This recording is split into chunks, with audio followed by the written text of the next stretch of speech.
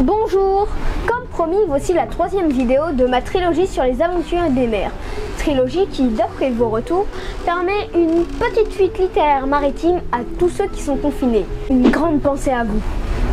Aujourd'hui, j'ai envie de vous faire découvrir le livre autobiographique Périple antarctique de Jacques Peignant, un navigateur de l'extrême. Son livre retrace 4 expéditions au total et plus de 45 ans de navigation sur des bateaux différents.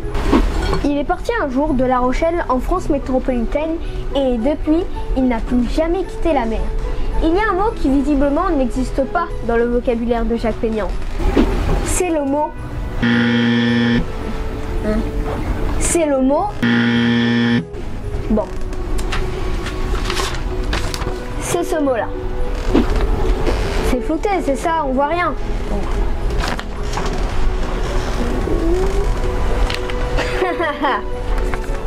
Et accrochez-vous bien, c'est un nouveau grand périple qui commence. Embrun dans les yeux, sel dans les cheveux, de la liberté à l'état pur.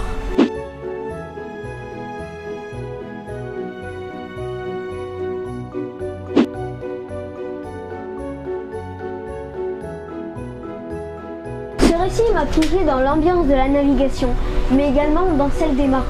Vous savez, de ceux qui se reconnaissent en un coup d'œil et qui savent quand ils parlent de nave, ce que les mots utilisés peuvent signifier en termes de prise de risque, de choix décisif, de privation, de manque de sommeil. C'est une ambiance que Jacques Peignant retranscrit très bien dans son livre et qui semble affectionner particulièrement. Alors c'est l'histoire d'un gars qui comprend très vite qu'il a besoin de mettre ses rêves en action. Il découvre la navigation à l'époque où il fait ses études et décide de s'y consacrer entièrement. La mer répond d'abord à sa soif de liberté. Il part avec d'autres, puis en solitaire. Chaque navigation lui permet de rentrer étant mieux équipé et plus aguerri. Mais la mer répond également à sa soif de créer, de produire. Il se lance dans un projet de conception de bateaux de croisière rapides, fait pour naviguer par tous les temps et sur toutes les mers. Il veut trouver des personnes avec qui s'engager, mais le caractère innovant et parfois atypique de ses projets font que souvent il doit mettre seul son énergie au service de sa conviction. Bon, explication de la phrase précédente. Ses idées et la façon de les présenter sont bizarres, donc il n'y a pas grand monde qui y croit. Mais lui, il s'en fiche, il arrive toujours à s'en sortir. Et oui, il est comme ça. Il ne cherche d'ailleurs pas à rentrer dans un moule ni à entretenir une quelconque notoriété. Même si c'est vrai que ça pourrait lui être bien utile, surtout pour trouver des sponsors. Comment rester un... Oh, j'ai dit... J'ai dit... Bon. J'ai dit impassible devant tant de conviction. J'ai pas dit un... Bon, ok, laisse tomber. Ce livre est autobiographique, mais le contrat avec le lecteur est clair. La vérité, rien que la vérité. Il s'appuie d'ailleurs sur ses carnets de bord pour retracer ses expéditions. Et il semble revivre certains moments autant qu'il veut nous les faire vivre. En fait, impossible. Bon, ok, j'arrête. Il nous entraîne dans ses réflexions, ses préoccupations, son enthousiasme. Au travers de ces récits, je perçois toute la singularité d'un homme en décalage avec la société conventionnelle. Il est méthodique, déterminé, rigoureux, voire maniaque.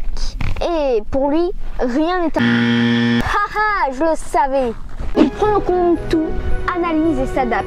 Pour certaines navigations, il est parfois accompagné d'amis équipiers, de sa famille ou même parfois de reporters et de photographes qui veulent par exemple réaliser des films sur les zones froides. Si ce qu'il raconte ressemble bien à ce que l'on peut trouver dans les récits de ses aventuriers des mers, sa façon de le raconter ou peut-être sa vision des faits, sa façon d'appréhender certaines situations sont différentes. Par exemple, on peut en un seul chapitre basculer d'une ambiance joyeuse et chaude d'un abri à une ambiance de détermination légèrement enjouée dans un paysage glacial où seuls les icebergs obstruent la vue.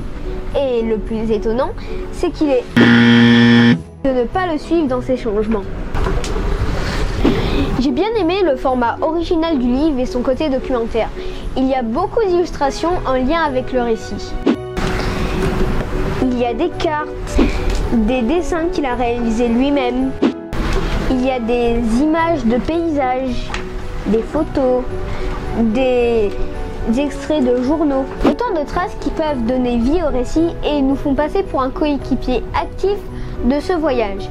Ces images peuvent également être perçues comme un moyen d'enrichir un récit qui est déjà très riche en informations. Par contre, à certains moments, les pages d'images coupent des phrases de récit. Bon, petit message aux éditeurs qui sont visiblement coutumés du fait, parce que c'est pas le premier roman où ça arrive. Il faut comprendre que après avoir regardé toutes les pages d'images, juste après une phrase, c'est de reprendre sans retourner en arrière vu qu'on a perdu le fil. Voilà, encore un beau récit de voyage de ceux qui montrent que la passion et la détermination sont les voies d'accès à nos rêves.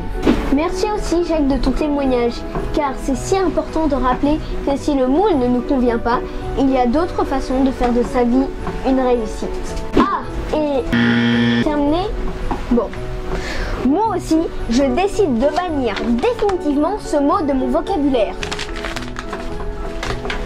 Bon, on peut continuer. Donc, je disais, je vais terminer cette vidéo en vous proposant deux autres livres qui peuvent également vous intéresser. 500 Days est un roman en anglais où l'Australien Serge Testa raconte son tour du monde sur le plus petit bateau qui effectue une circumnavigation jusqu'à nos jours. 3,60 m, soit 12 pieds. La taille du bateau rend ce récit insolite. Que dire du douanier dont la corpulence ne permet pas d'accéder au bateau? De la vague qui, en une seule fois, mouille l'ensemble de l'intérieur. Des navires qui croisent et qui refusent de rentrer en contact avec lui.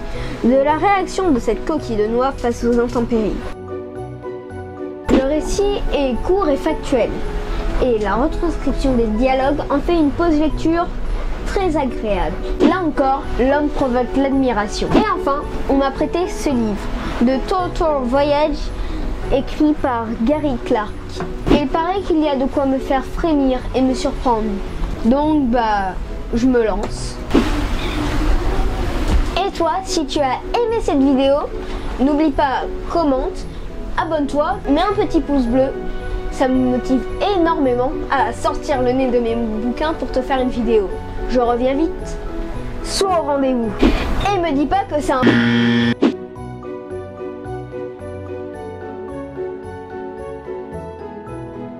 Bonjour.